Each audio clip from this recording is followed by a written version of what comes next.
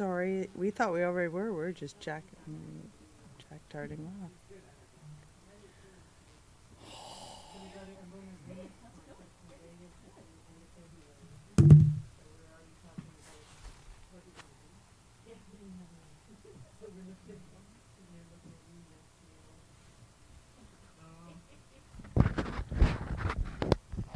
Did you say nails? Yes. Really? Test, test, No, do you have test, them right test. now? Test, test. Do you have them on right now? Can you hear me in there? Oh, okay. Testing sound for YouTube. Yeah, I want to see it.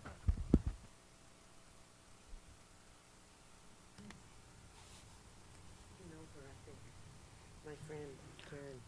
What's her last name? Okay, it's She's. Wall. Your mics are on. You guys are all live, so.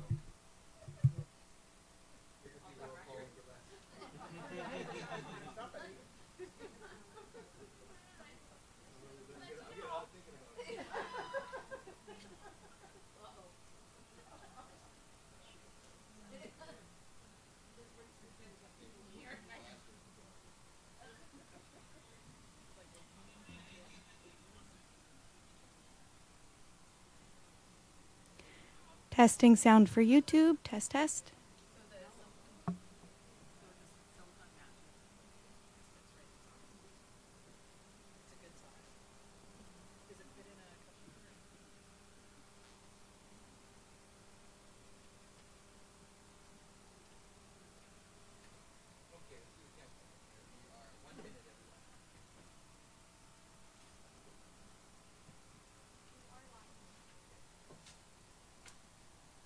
Test, test, test, test.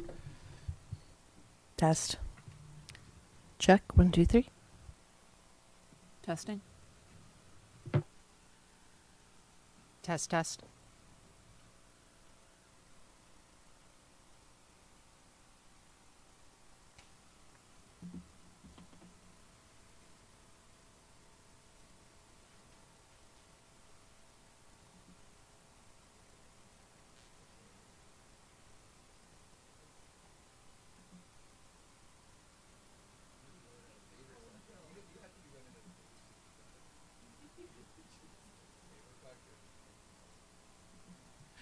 Okay. Good evening, everyone. I wish to call to order this public hearing on January the 20th at 5:30 p.m. Council would like to acknowledge the Ucluelet First Nations on whose traditional territories the District of Ucluelet operates. Notice a video recording. This proceeding is being broadcast on Zoom and YouTube, which may store data on foreign servers. By participating in this proceeding, you are consenting to being recorded. The recording will be available on the District of Ucluelet's YouTube page for future access. Does everybody have that one late item? Yeah. Okay. Looking for approval of the agenda with that one item. Move approval. I'll second it. All in favor? Opposed? Carried. Thank you. I just have a little statement to do regarding the rules of engagement for a public hearing, so bear with me. This public hearing is being held both electronically and in person. As provided for in the Local Government Act, the Council is required to hold a public hearing before adopting an official community plan, bylaw, or amendments thereto. Please note, there will be no discussion at the public hearing, and Council is under no obligation to enter into debate on any issue. The purpose is to hear from the public before third reading of the bylaw. Council may consider amending this bylaw based on the public input received at today's public hearing. At a public hearing, all persons who deem their interest in property affected by the proposed bylaw will be given an opportunity to be heard, or to present written submissions on matters contained in the bylaw. However, all who speak at the public hearing must restrict their comments to the subject bylaw, and it is my responsibility to ensure that all remarks are so restricted. You will have as much time to address council as needed, as long as your comments are focused on their relative bylaw. After everyone has spoken once, those wishing to speak again will have an opportunity.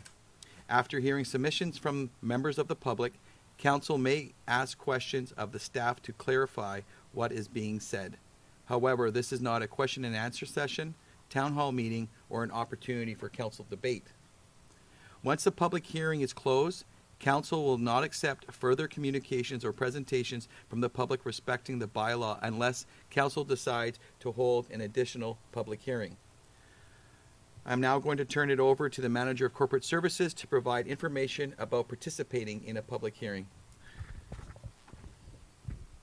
Links to the official community plan and the District of Ucluelet official community plan bylaw number 1236/2020, which is the subject of this public hearing, are available on https://ucluelet.ca/community/District of Ucluelet Council/public hearings. Participation instructions are also available at that website. If you are watching on YouTube, please note there may be up to a 60-second lag. The public can participate in this public hearing by calling in using Zoom Online or by email. To call in, dial 1-778-907-2071. When prompted by Zoom, enter webinar ID 838-7750-0159, then hit the pound sign. No participation ID is required. Press star 9 to speak during the public input section of this public hearing. When it's your turn, staff will unmute your mic and Zoom will indicate that you have been unmuted. You may need to unmute your mic as well. To participate using Zoom Online, enter https://us02web.zoom.us/j/775000159 into your browser and follow the prompts. Please update your Zoom name to your first and last name. Click the raise your hand icon to speak during the public input section of this public hearing. When it's your turn, staff will unmute your mic and Zoom will indicate that you have been unmuted. You may need to unmute your mic as well. To participate by email, send your input to communityinput@ucluelet.ca before the public hearing is closed. Emails will be read by staff during the public input section of the agenda. Whether you are participating by phone, Zoom, or emailing, please start by stating your name and address. If you are speaking or writing on the behalf of an organization or another person, please identify the name and address of that organization or person. Back to you, Mako. Paula, thank you for taking on probably the worst part of the public hearing, so thank you for doing that. I would now like to be referred to as /Councillor Cole. Okay, /Councillor Cole, thank you for that. It's good to have a little smile, so it's okay. I declare the public hearing for the District of Ucluelet official community plan bylaw number 1236/2020 open. I now invite the Manager of Community Planning to provide an overview of the proposed bylaw. Welcome, Mr. Gregg. Thank you. I'm just going to share my screen.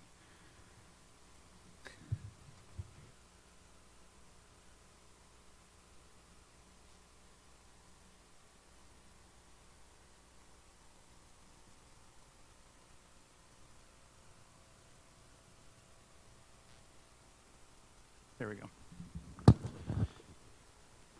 So briefly, I'll just speak both for the people who are here in person and who may be watching from home. I'll cover how notice was given for this public hearing.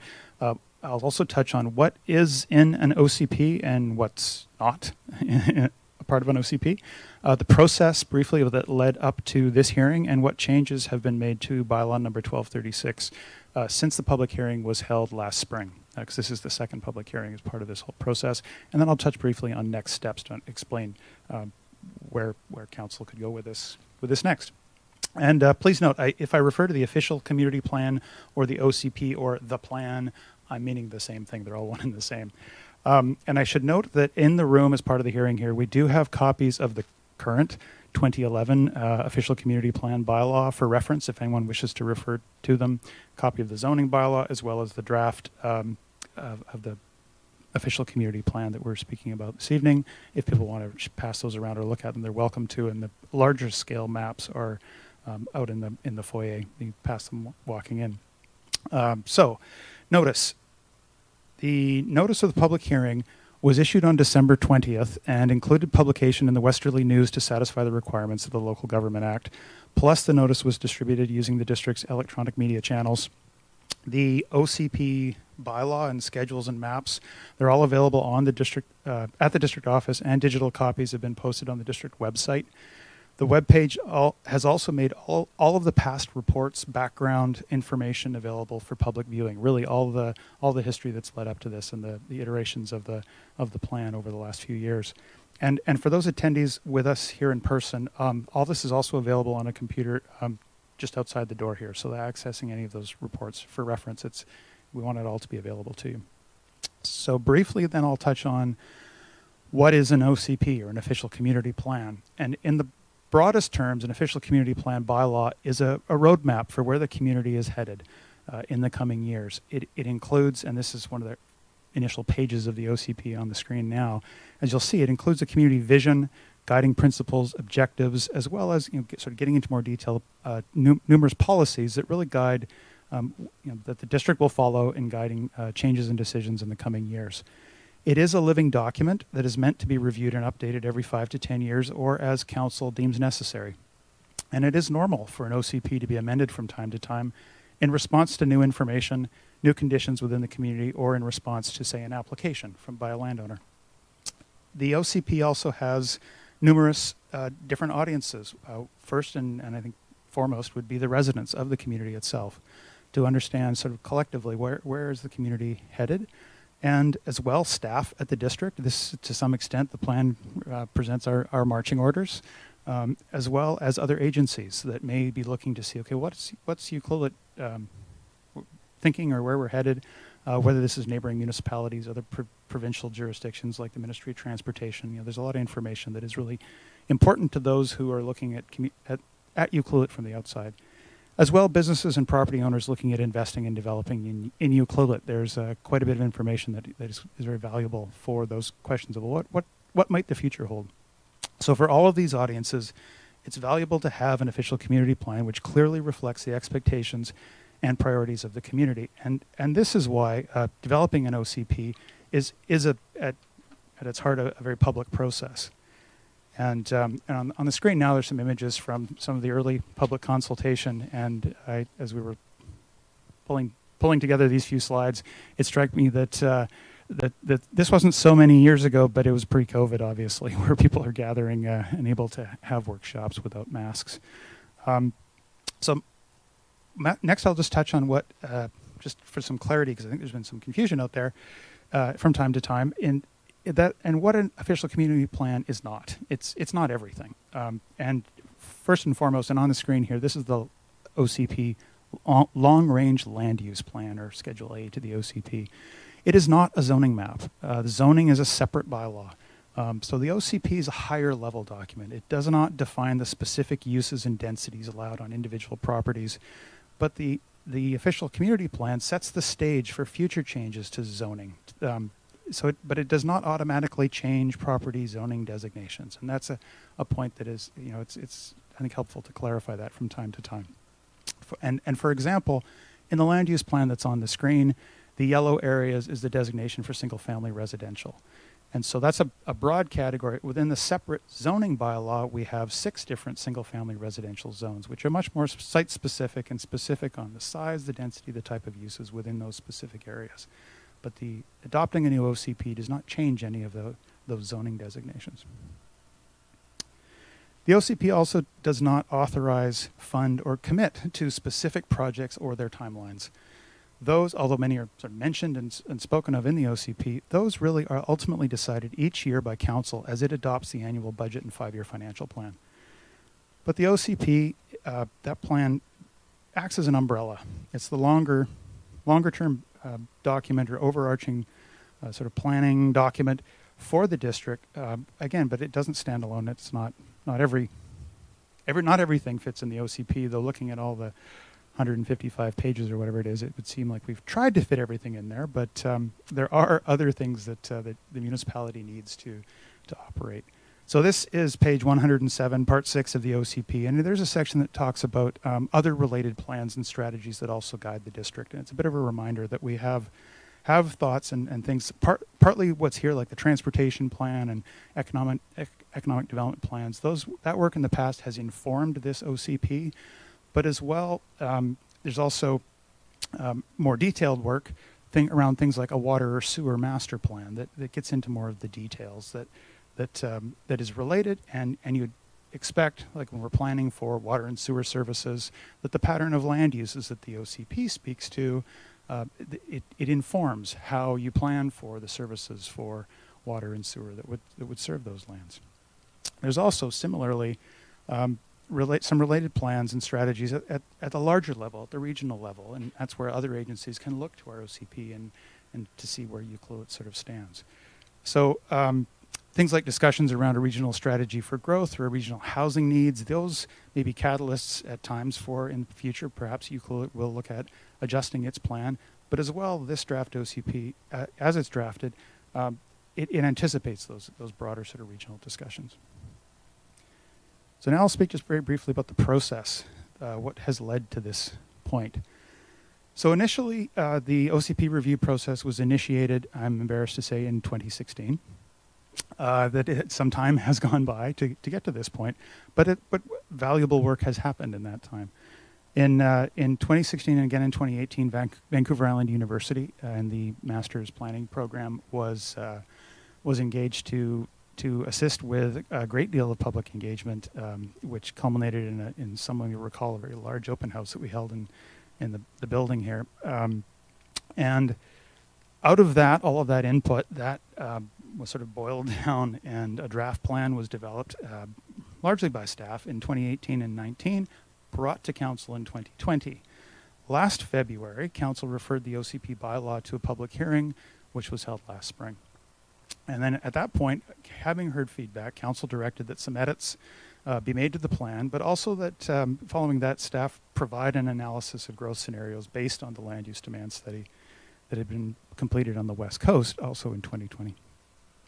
So on November 23rd, Council held a committee of the whole meeting to receive that growth analysis, and this was one slice of it, and provided some input and direction. And after the community discussion at that committee of the whole meeting, directed that a lowish growth scenario should inform the land use plan in the OCP. And that those policy directions that sort of came out of that were brought to Council on December 14th, and after discussion, the bylaw received second reading with those changes and was referred to the public hearing, which is being held today. So the bylaw, the OCP bylaw, number 1236, would, in general terms, adopt the Schedule 1 document. The OCP plan that we speak to is really Schedule 1 of the technical bylaw, but also all of its associated appendixes, maps, schedules, tables, figures, all of that becomes the official plan for the community if adopted.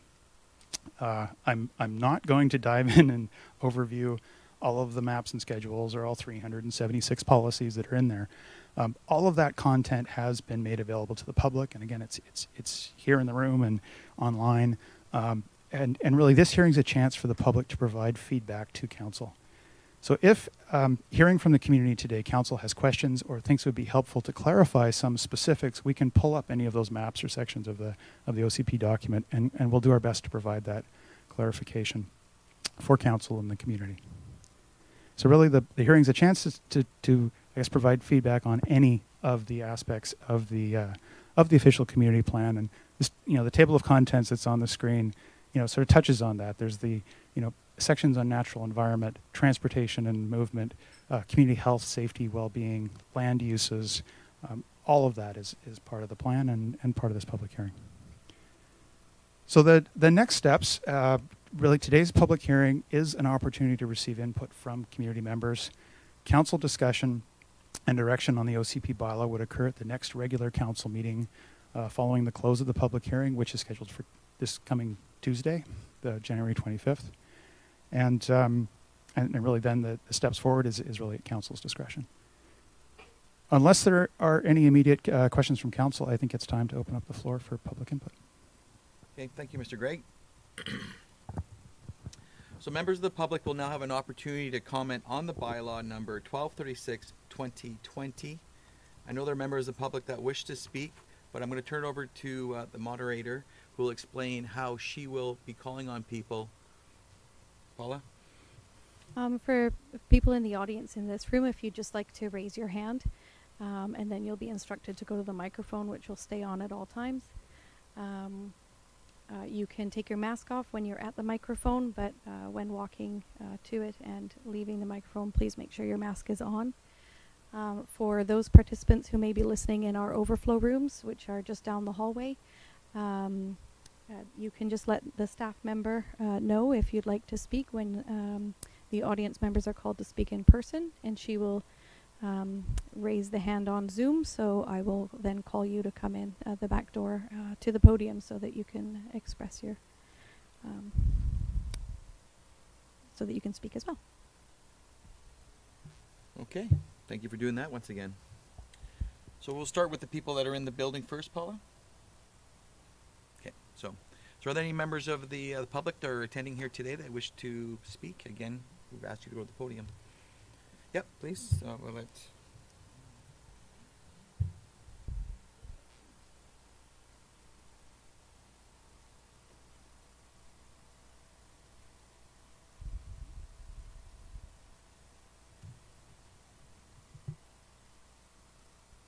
Before you start speaking, if you could state your name and address, please.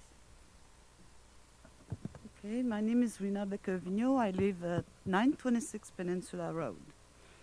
I just want to say what I feel should happen, for what I think, anyway, because it seems to be like a lot of changes that I'm not sure if this should be priorities in our town right now. So I feel that we should improve what we have instead of creating something new that maybe there are other needs around. I hear you're getting a lot of money to do the improvements in town, but at the same time, we don't have sidewalks on Helen Road or on Larch or on many other streets, and the ones we have on Peninsula, they're damaged a lot, and I feel that this should be fixed because, and especially since we have the speed bumps, a lot of people drive down Helen Road. There's a lot of people walking. That street is not that wide, and I find it dangerous when I drive it because people walk and people drive, and it's like it's way more busy than it used to be. And I don't know how older people do it to feel safe on our streets because of how it is. Like either broken sidewalks or they're not there. So the other issue I find that's at stake is that this parking lot thing. I feel that you added 20 parking lots. I think it's 20 down anyway. I think it's 20. But you're gonna take, 20 or 25 away? And I feel that these parking lots, they're needed. Like Tofino had to deal with no parking anywhere. Like it was so difficult how busy this town was always, or is always, and it's hard to find parking lot where we're heading in the same way, but now we're going to take some away. And I feel that if you're not happy with having the people who work in those areas down Main Street parking in front, well, sure, the people who work there, I think, should park in the back, because it should be for the people who come and use those stores. And, I was thinking tonight that handicapped people, we do everything for handicapped people, ramps, and we fix things, and it's good. But how are they going to deal with that? Like, can handicapped people go park on the parking lots that behind and then make their way to the bank or the liquor store or wherever they have to go? I feel that the parking lot should stay, and I also feel that Main Street should become a one-way down only, because when you go up, people are there, especially if they're not from town, they come up the road and they get to Peninsula and they look and they're not sure what should happen, who has the right, who doesn't. And I think it's a place for disaster anyway. And I feel that if the road was one way down, then people would go right or left at the bottom, and the traffic, there would be a better flow for the traffic. I'm just trying to see what else did I feel like talking about. Yeah, that's about it. But I feel like also the green, we only have a handful of people that use that pretty much. And once in a while, we have a bigger gathering. But the place is big enough. I don't understand why we should make that bigger. People come here, and they love our quaint town. And now we're going to try to make it modern? For what? You know, like, there are so many things that need to be fixed in our town that I think we should put that as a priority. And we can maybe improve a little bit that green, but from there to, like, maybe making it nicer, but from there to taking the parking lots and enlarging it, I think, how much is that going to serve the community? I question it. Okay, thank you. No, I appreciate your comments, and just for clarity as well, obviously a lot of your speaking directly was specific to the downtown core and parking. Just so you know, that will be coming at another time before the community for feedback like you just described. So I would encourage you, those comments, to come back when we do that in full engagement. Thank you. Okay, who else had their hand up? Mr. Corzoli. Yes, please. I know you love the podium. You're a lot better with a chainsaw in your hand. There's a bald guy in here. I never seen him before. Thanks for taking your Joe hat off. Corzoli, 1157 Rupert. First thing, I'd like to thank the council for dealing with the rate of growth that you guys did last time. I didn't know you had to say it at the meeting last time, but I definitely thank you for listening to the people and making sure, and you pretty much had the feeling anyway, but everybody, now it's done, the growth that's in the OCP. And the other thing, I just question, I don't know, like that book of the OCP there's bound to be something in there that the town doesn't like, the village doesn't like, or the district doesn't like. Does it have to come all the way back to this to fix it? Because to me, it's like, you know, there's always one line in there that we find out later on that we can't do that because it's in there, in the OCP. I just want to know how that gets fixed. Mr. Lawrence? Thank you. That's all. No, and I appreciate those comments. Thanks, Joe.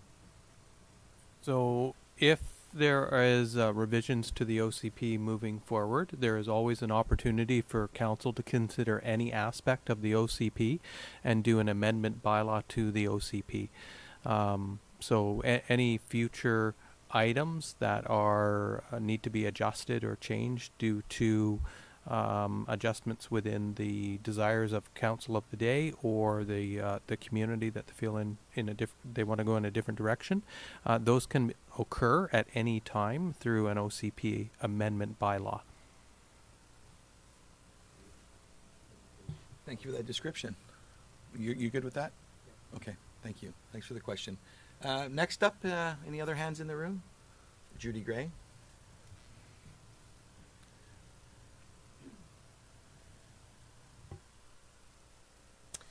Judy Gray, 506 Marine Drive. Thank you for holding this public hearing tonight on the official community plan. I've been working in land and land development in Ucluelet for over 30 years now. Probably longer than most people. And I've seen a lot. And our growth has been relatively slow. And it's something that I'm quite proud of, that the community has not gone nuts with growth, and your adoption, including that land use growth thing, I totally agree with. I think it's wonderful. I'm nearing the end of my career. I have my home, a new home coming. And, you know, I'm not in this and making these comments because I'm a realtor. I'm passionate about Ucluelet. Our growth, our children, I'm extremely proud of our community. I'm really concerned about the land use map. If we look at the land use map from 2011 for the undeveloped lands in Ucluelet, it shows this comprehensive development. It doesn't show that now. So I'm extremely concerned about the undeveloped land being designated green space park on Schedule A, long-range land use map for the OCP. I've said this before and I need to say it again, and I lose sleep over this, you guys. Limiting or appearing to limit the future growth of this community will have significant effect in increasing real estate prices, which are already extremely high. These lands will not be developed for years to come. Most will be long after we are gone.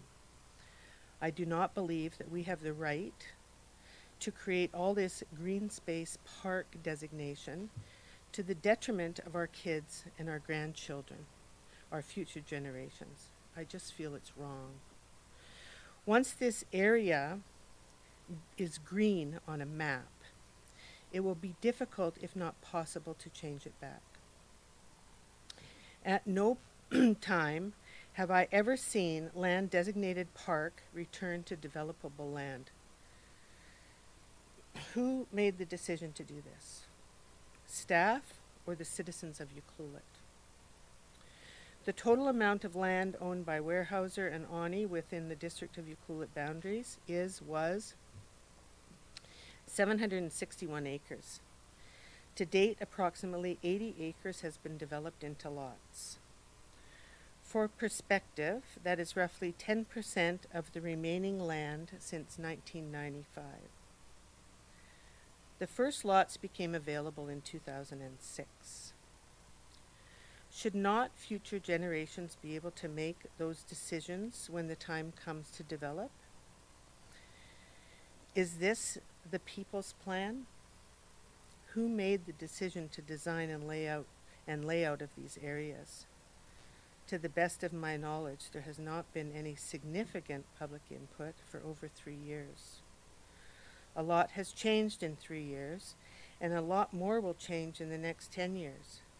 Currently, people are cocooning, not coming out to make their voices heard or even paying much attention or care about the goings-on. People are running hot. COVID times have really had a significant impact on everybody. This decision is just too big not to wait to engage community on a larger, louder scale. I think there was 150 people at the last OCP meeting in public hearing in 2011, at least. This decision is, other than our mayor on the radio yesterday, most folks didn't know this meeting was happening. On the district's Facebook page, this public hearing was not recognized by anybody. I posted the meeting notice on the community board about 6 days ago, and only 6 people have liked the post. No comments. I didn't say anything, I just posted it. Please table this document until you have more community members involved in this process, more open houses, more roundtable groups, so that people in the community understand what is being proposed in this plan. Or leave the lands in the land use plan as comprehensive development without all the green space being dedicated now on the map. If I look at that map from 2011, it's all gray or beige on the land use plan. Now 50% of it's showing beige and the other half is showing green. Those lands also have a master development agreement on them that was done with a significant amount of community input. And if you look at that master development agreement, about 50% of the property is left green in the areas that are designated as park, in the setbacks, in the trails, in the density that's allowed on the properties, and the green space setbacks that are in that master development agreement are controlled by the District of Ucluelet. So it transfers to the District of Ucluelet for control and management as each section of the remaining properties are developed. The land use plan for retaining green space in the comprehensive development plan is good, and you know, if we end up with 50% green space, that's great. But to actually paint it on a map and say this is going to be the green space, there's no way we're ever going to get that back again. And I don't think it's our place to be making those decisions at this point in time. And I feel really strongly about it. And thank you very much for listening to me. Thank you for that information. Okay. Mr. Wald, did you have your hand up Okay. next? Thanks, Paula. Thanks, Judy.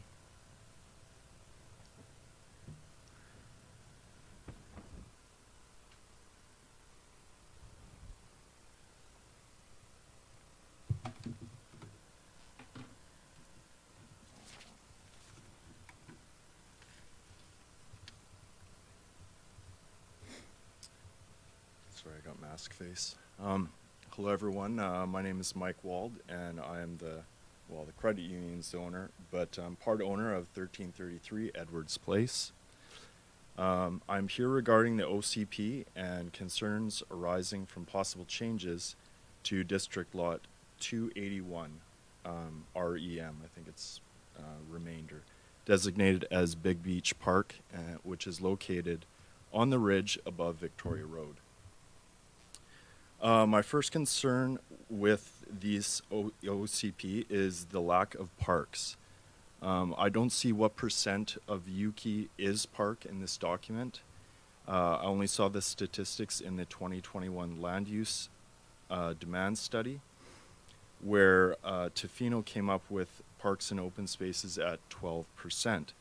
Ucluelet has so little designated park that it was bundled in with institutions and only came in at around 10%.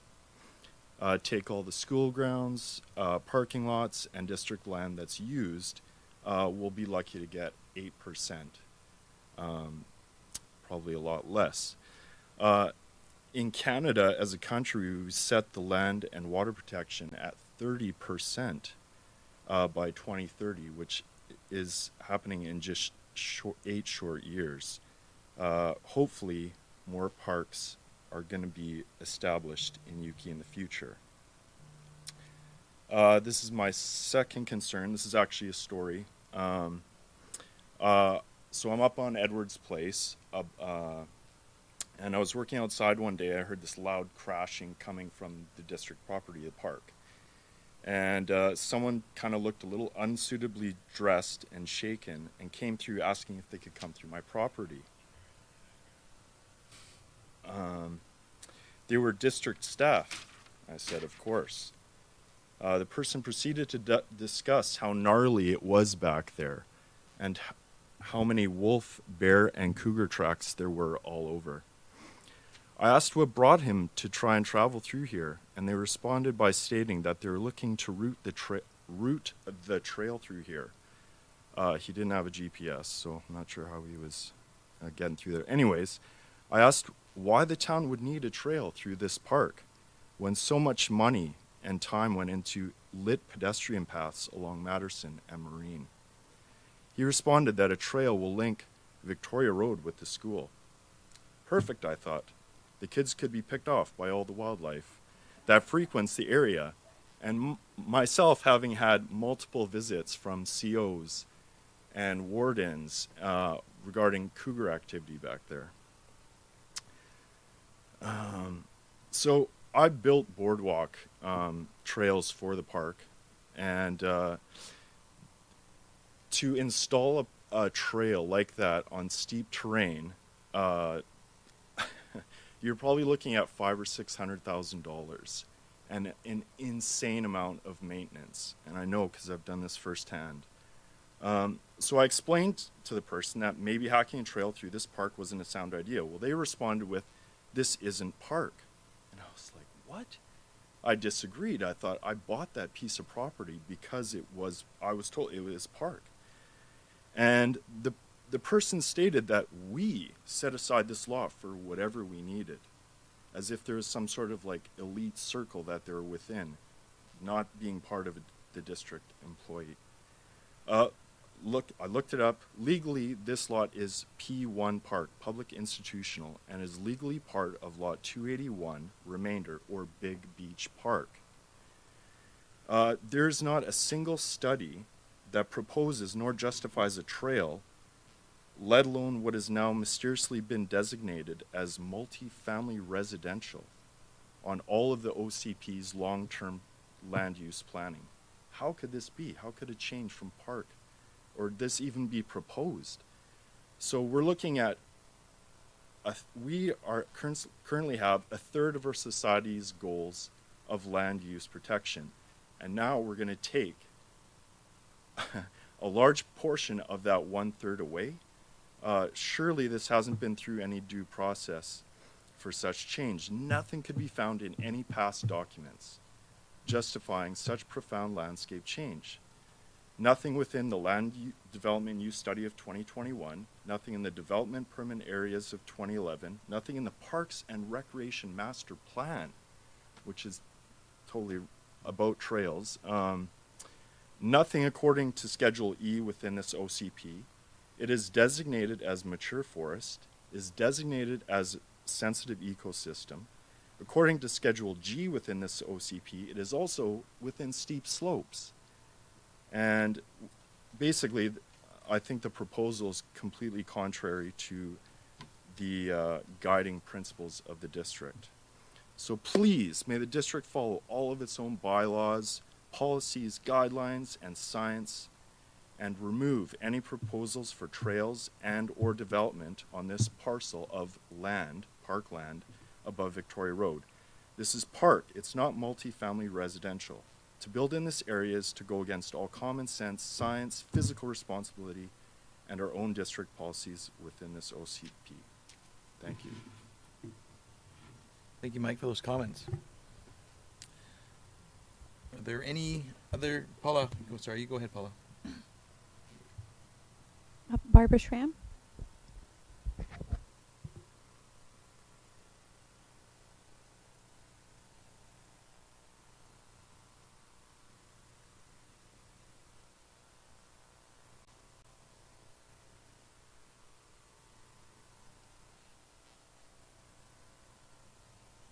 I'm Barbara Schramm, 1958 Bay Street. I'd like to speak on behalf of the Wild Pacific Trail Society in support of the current OCP. We're quite delighted at the green space corridors so meticulously evolved through public consultation in the undeveloped lands. These are not reclaiming areas that were previously homes. They are now wild spaces. It's our duty as a community to protect these wild spaces for the future of both humans and the wildlife who have evolved here.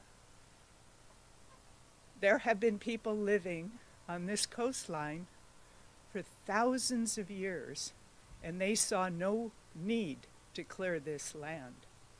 I think we can live in harmony with the wild spaces without impacting the economy or our children in the future.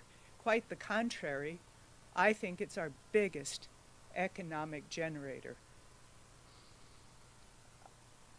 As to the issue of green spaces, being in the control of the district, I think it's the only way to get control. If a private home landowner has a trail corridor across their land, we have learned very hard lessons that trees accidentally fall, views are accidentally cleared, and it just is impossible to enforce those corridors unless the district owns them. So I'm in very strong support of that. And I'm also in strong support of leaving areas with no access just for wildlife. Not everywhere has to have a trail or a designated city park. The wild spaces have merit on their own. So I just wanted to put that out there. I do believe that Ucluelet can be a world leader in establishing these wild spaces. We see, 750,000 visitors here, which gives us this huge opportunity to showcase a better way of living as a community. So I think we can do that, and I think this OCP helps us to do that. So I wouldn't touch a thing on the green space. I think it's beautifully thought out over, 6 years of consultation. I think we're ready. Okay, thank you. Thank you, Barbara. Is there anybody else in the audience that would like to speak? Please state your name and address before you start. So, Jen, it's safe to assume there's nobody in the other activity room? Okay, thank you. Bonsoir, Rina Collin. I wish I could speak in French. It would be easier for me because every time I have to say something, I have to translate everything in my head. Could So you say your address, please? Sorry, I'm from Elena Road. I was wondering, after 6 years of these OCP, if it is possible to pass this OCP, but to remove the appendix that has anything to do with the green space. The reason I say that is because it's very difficult to understand this 239 page of OCP after 6 years of constantly changing, when it seems that at every meeting I came and tried to give an opinion, I have been told often that you have to stick to the bylaw. So I cannot put all the things together. I think low density is a brilliant idea. Is this what the OCP should be more about? And just leave the green space out of the OCP and do another document just for that, because we can't put all the subject together. Thank you. Thank you for your comments. Is there anybody else in the room that would like to speak? Mr. Corlazzoli?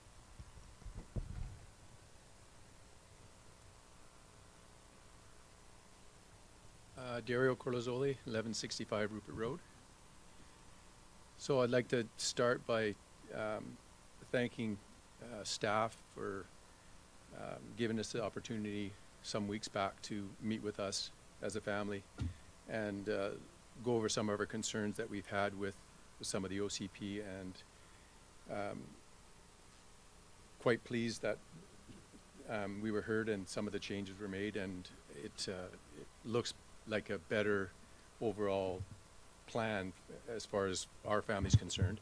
I'm not saying that I'm 100% in favor of everything in the OCP, but being on the side of the fence of council and mayor, I do understand that it's a living document and that it's a very difficult procedure to go through.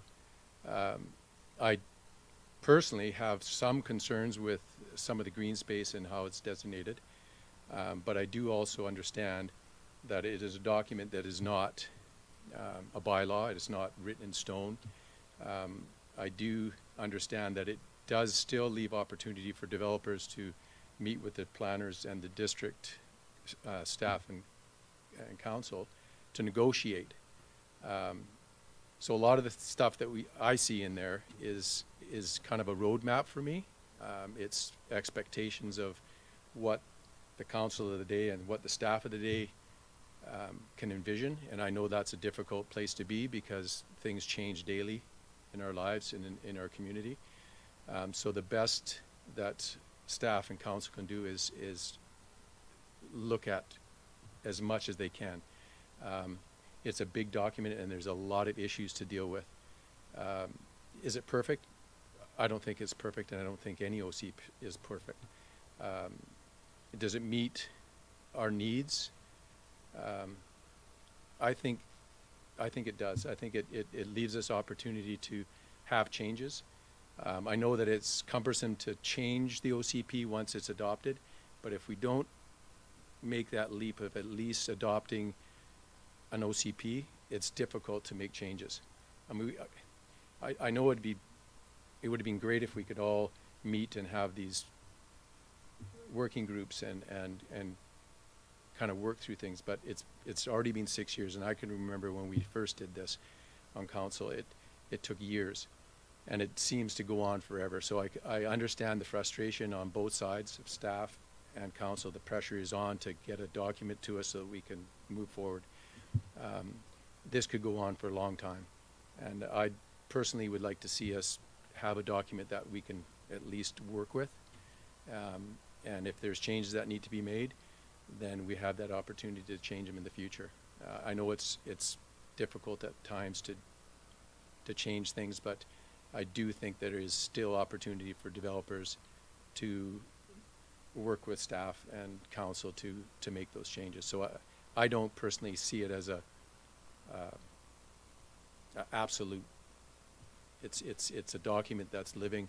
It's a document that can change. It does, in my mind. I'm still not comfortable with the green space that's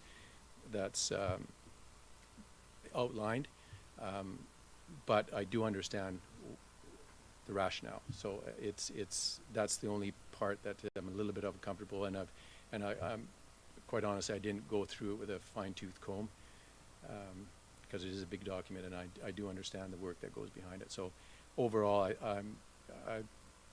I'd just like to thank staff for meeting with us and listening to our concerns, and I wish council and mayor all the best in trying to work through this and stick handle it, because it's not an easy job. Thank you. Appreciate the comments. Thank you.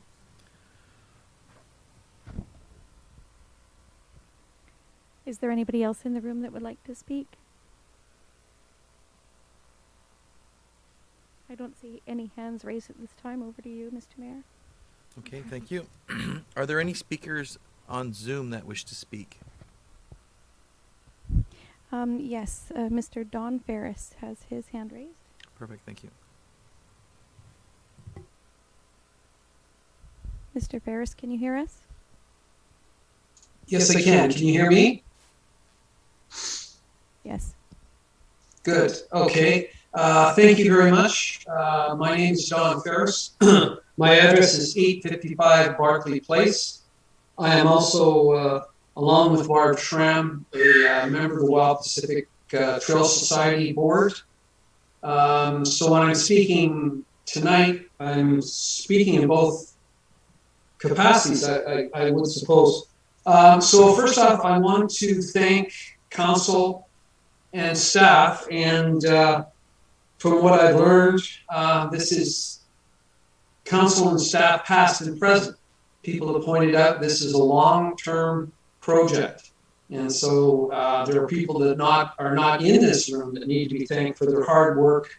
Echoing Dario's comment there, without the benefit of his wisdom and experience actually being behind the podium like you guys, but I do appreciate all the work that I can imagine goes into a document like this.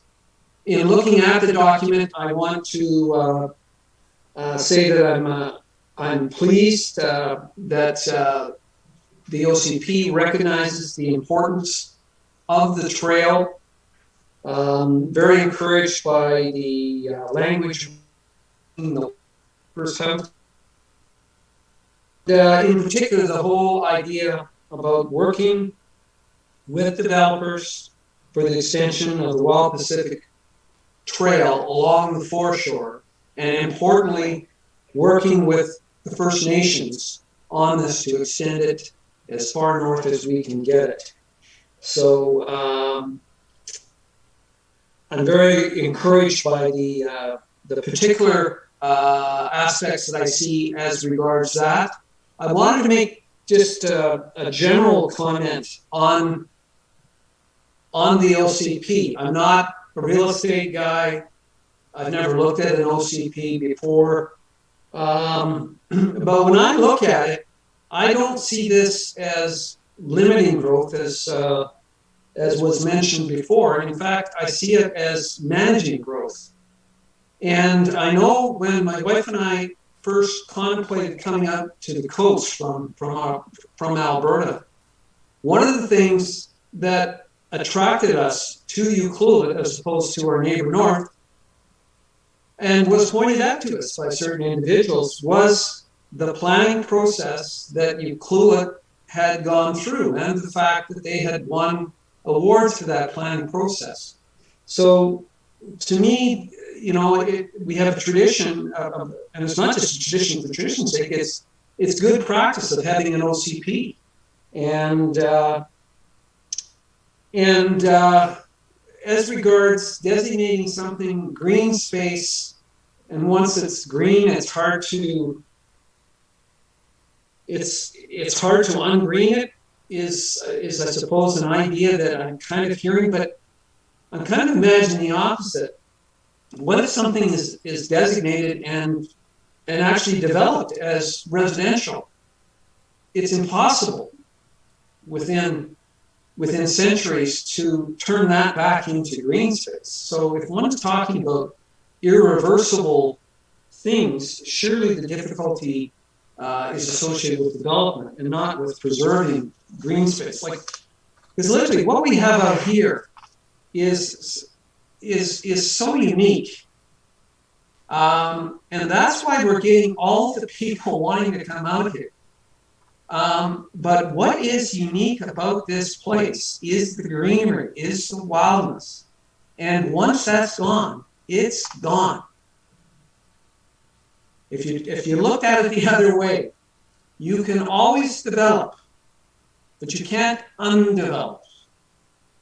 And so I'm really pleased and proud to be a member of a community that's taking serious efforts to manage its growth. And I'm even more pleased to see that part of doing that is through the development of the Wild Pacific Trail, which is an asset for the whole community and for the country. And so with that, I'll close. Thank you. Thank you, Don. I don't have any more hands raised on Zoom at this time. Okay. Are there any speakers calling in? Not at this time. And have we received any emails at communityinput@ucluelet.ca? If you could just give me one moment, I can check.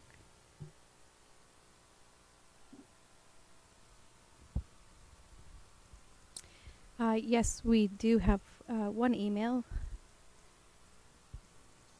If you'd allow me a moment to read it aloud. Yeah, you bet. Dear Mayor and Council, I am writing to express support for a lower approach to growth in the OCP. We are in the midst of a climate crisis that requires immediate action on everyone's part. The most important step we can take at the municipal level is to reduce the impact of development on the land base within the municipality's boundaries. This means we should not be clearing our forested lands for new development and instead infilling empty lots. I am supportive of the long-range map that designates a large amount of green space protected from development. If anything, I feel it would be prudent to add more of the mature forest that is currently designated for development to the green space. For example, the forest between the school and Victoria Road. If anything, we need to create more forested area rather than less. I feel that the district has done a good job of reaching out to let people know this meeting is happening by sending out emails to everyone. People have had ample opportunity to provide input to this OCP over several years. I encourage Mayor and Council to adopt this OCP and keep in mind the importance of managing our growth. Thank you for the opportunity to provide input. Sincerely, Barbara Beasley, 1922 Bay Street. Thank you. We also have another hand raised on Zoom. Excellent.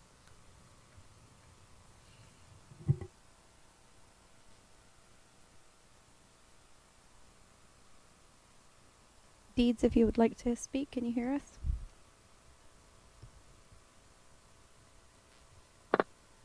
Yeah, hi. My name's Deeds. I own 1961 Cinnamoka, and I am the local chimney sweeping service. And I just want to emphasize one point that I think of a lot when spending's going on is that times are changing. And one thing I've really realized is that the arrival of, there's a lot of remote workers showing up here. And I find the local working class has less and less opportunity to get, if at all any chance, in the housing market. And I just want to emphasize how much this is happening and how quickly it's happening.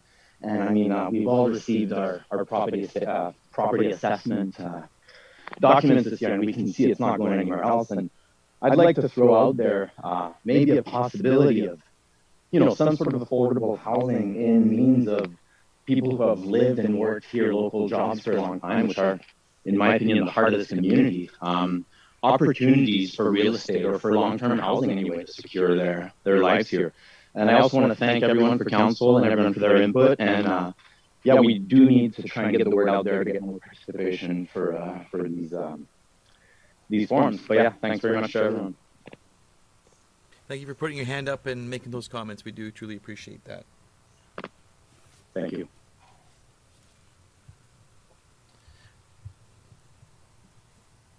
Are you checking the email again for me, Paula? Yes, Mr. Mayor, I just checked the email and I'm just going to refresh Zoom. One moment.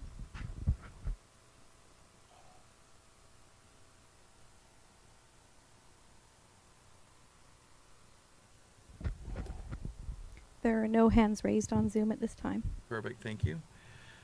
I now invite staff to read any unpublished correspondence received before the public hearing. Since reading the letter from Ms. Beasley, there is no further unpublished emails to read at this time. Okay, thank you. Okay, and looking to my fellow councillors here, are there any questions that anyone has for staff? Okay. I'm just going to start the second time as speakers. If there's any new comments or additional from anyone. So I'll first start with those in the room. Okay. And then I'm going to go, are there any additional individuals on Zoom who wish to speak? Raise your hand, please. Not at this time. Okay, excellent. And are there any additional speakers calling in? There are no callers at this time. Thank you. And have we received any additional emails? No, we have not. Okay. And I'm going to be asking for the third and last time for the evening. Are there any members of the public who wish to speak that are in the room? Yes, please, just back. We're not, this is for all of you to give us what you see in the OCP, and it's not for us to go back and forth with you, but you'll be able, we'll be doing a little bit back and forth ourselves when this comes before council as a third reading. And if you have any additional comments or questions, staff's available, so at any time. But we will be coming back for us again before council and before the whole community as a third reading.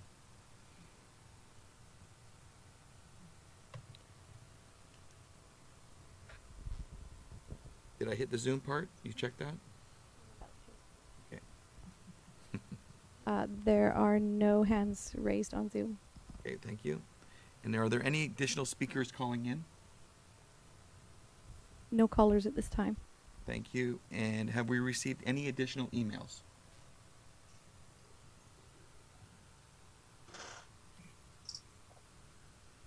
There are no additional emails. Okay, one little last grace through the audience here. I declare the public hearing of the District of Euclid Official Community Plan Bylaw number 1236, 2020 closed. And I truly thank for everyone who's attending via Zoom and those that showed up in person. We appreciate everyone's comments, so thank you. Thanks, Mike.